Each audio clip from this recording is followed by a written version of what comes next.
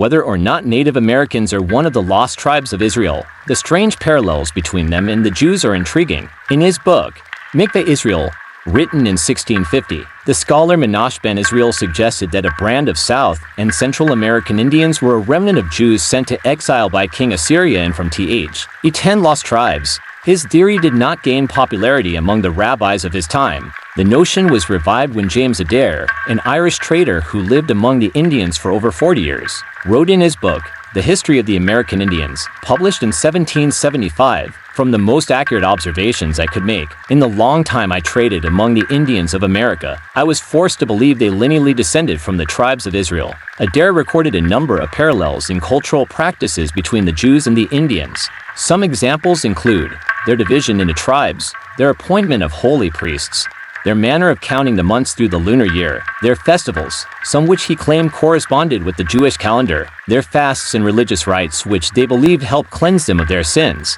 their laws of uncleanliness and marital separation during a women's menstrual period, their ritual purification after touching the dead, their cities of refuge, their manner of burial of and mourning for the dead, and their perpetuating the name of a deceased brother through remarriage of his wife. Adair claimed that the Jews and Indians had similar languages and dialects, with both languages lacking prepositions and formed with prefixes and suffixes. Adair also provided examples of Native American words that are supposedly similar to Hebrew words. In one example, he referred to the word for man in the Indian language as Ishoreshi. Some influential individuals such as William Penn embraced his idea, but others, including Thomas Jefferson, were more than skeptical. In a letter penned to John Adams about Adair's belief, he wrote, "He adopts all the falsehoods which favor his theory. The holy stones." Another notable incident in the 1800s that refueled a dying debate was the discovery of the Newark holy stones, found in a cluster of Indian mines in Newark, Ohio. Some of the stones were written with the modern Hebrew alphabet,